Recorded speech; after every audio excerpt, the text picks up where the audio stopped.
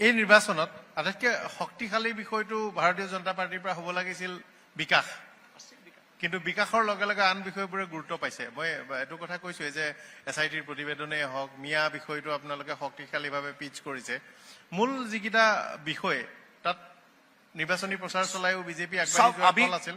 বিকাশৰ ক্ষেত্ৰত বিগত স্বৰাজোত্তৰ কালত বিগত সময়ছোৱাত ইমান বিকাশ হৈছে, আনকি কংগ্ৰেছৰ মানুহে ক'বলৈ বাধ্য যে হয়, কংগ্ৰেছৰ মানুহে ক'বলৈ বাধ্য যে হয় কি বিকাশ হৈছে। আগতে আছিল 3 খণ্ডলংক, এতিয়া 3 গুণ বৃদ্ধি পাইছে। আজিৰ তাৰিখত 1 কোটি লোকে ভ্ৰমণ কৰিব পৰা বছৰেকত ব্যৱস্থাৰে আজি নতুন এয়াৰপৰ্ট হৈছে। আজিৰ তাৰিখত উত্তৰ পূৰ্বাঞ্চলৰ প্ৰতিখন ৰাজধানী আজিৰ তাৰিখত ৰেলৰ দ্বাৰা সংযোগ হৈছে। মই সিদিনাখন সংসদত কৈছিলো যে 1903 চনত প্ৰথমটো ৰেল ষ্টেচন নিৰ্মাণ হৈছিল নাগালেণ্ডত।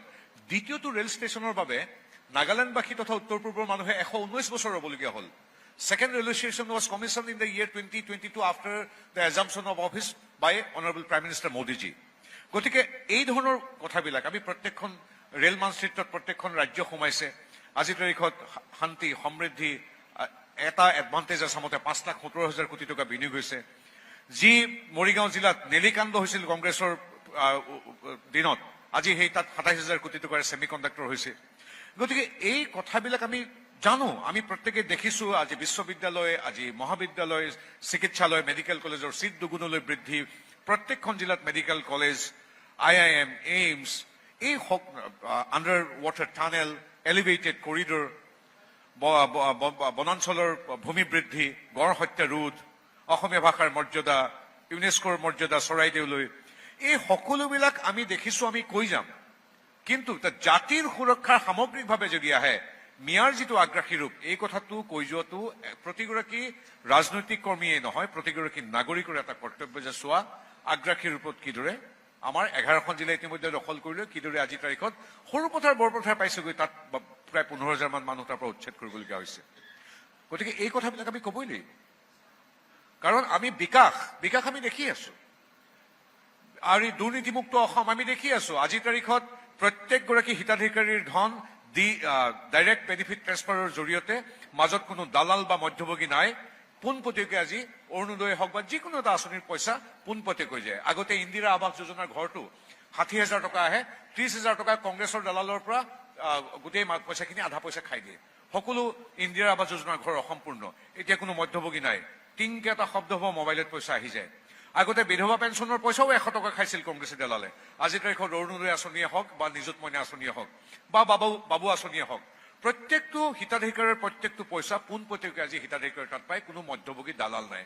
আজিৰ তাৰিখত আপুনি যদি দিছপুৰলৈ যায়, দিছপুৰৰ যিকোনো চৰকাৰী চাকৰিয়াক সোধক, আপুনি যিকোনো এগৰাকী চৰকাৰী কাৰ্যালয়ত সোধক মফচলৰো, যে আগতে কি আছিল, কংগ্ৰেছৰ যুৱ কংগ্ৰেছে হওক বা কংগ্ৰেছৰ দালালবিলাক হয় বিষয়াবিলাকৰ টেবুলৰ সন্মুখত বহি থাকে।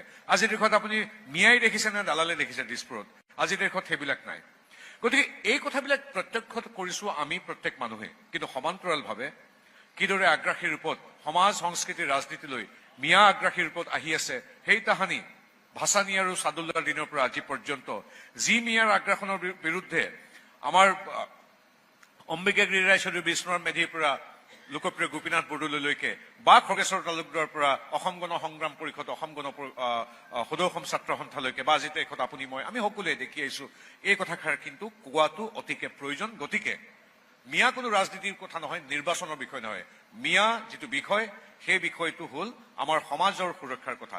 এইখিনিতে এটা কথা কৈ থওঁ, বহুতে ভুল বুজে, মিয়াটো মই কোনো ধৰ্মভিত্তিক কথা কোৱা নাই। আমাৰ ভাৰতৰ সংস্কৃতি হওক বা আমাৰ ভাৰতীয় জনতা পাৰ্টিৰ এক প্ৰধান এটা বাণী হ'ল সৰ্বধৰ্ম সমভাৱ।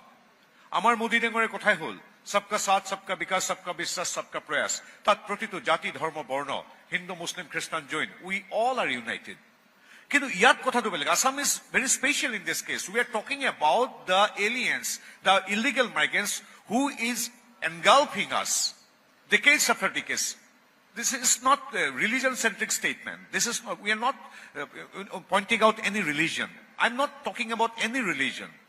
I'm talking about the people of Bangladeshi origin, the erstwhile East Pakistan, who are engulfing our heritage, our culture, our economic and political right privileges. আৱাৰ চিভিলাইজেশ্যন, মই তেখেতসকলক কৈছো, আমাৰ এই কথাটো কোনো ধৰ্মভিত্তিক কথা নহয়। আমাৰ কথাটো হ'ল সেই যিখিনি মানুহে বিগত দশক জুৰি আমাক কৈছে, আমি এই কথাখিনি ক'বই লাগিব। কিন্তু এইটো ঠিক, ৰাজধৰ্ম পালন কৰি 71ৰ আগত অহা মানুহখিনিয়ে আমাৰ সকলো সুৰক্ষা সুবিধা পাইছে, আৰু কংগ্ৰেছত আমাক একোৱে ক'ব নোৱাৰে।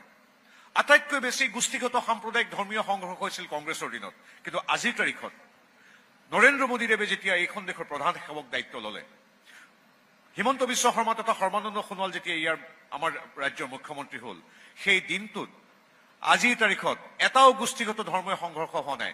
কিন্তু কংগ্ৰেছে আমাক যদিও সাম্প্ৰদায়িক বুলি ক'বলৈ কেতিয়াবা বৃথা চেষ্টা কৰে, কিন্তু প্ৰেক্টিকেলি আপুনিয়ে কওক, আপুনি নিজেই, তেতিয়া মই দেখিছো আপুনি আমাৰ অসমৰ দিনৰ পৰা তেতিয়ালৈকে আপুনি নিজে তাত সৰজমিন আপুনি সাংবাদিক হিচাপে গৈ কৰিছিল, BTD অঞ্চল বা বিভিন্ন এলেকাত নিজৰ ভাই ককাইক গোষ্ঠীগত সাম্প্ৰদায়িক ধৰ্মীয় সংঘৰ্ষ হৈছিল। কিন্তু মোদী ডাঙৰীয়াৰ যিটো বাক্য সবকা সাথ সবকা বিকাশ, বা আমাৰ যিটো সৰ্বধৰ্ম সমভাৱ আৰু সমমৰ্যাদা সন্মান সেৱা, আজিৰ তাৰিখত মোদী ডাঙৰীয়া প্ৰধান সেৱক হোৱাৰ পিছত বা আমাৰ ইয়াত NDA BJP চৰকাৰ হোৱাৰ পিছত এটাও সাম্প্ৰদায়িক সংঘৰ্ষ হোৱা নাই।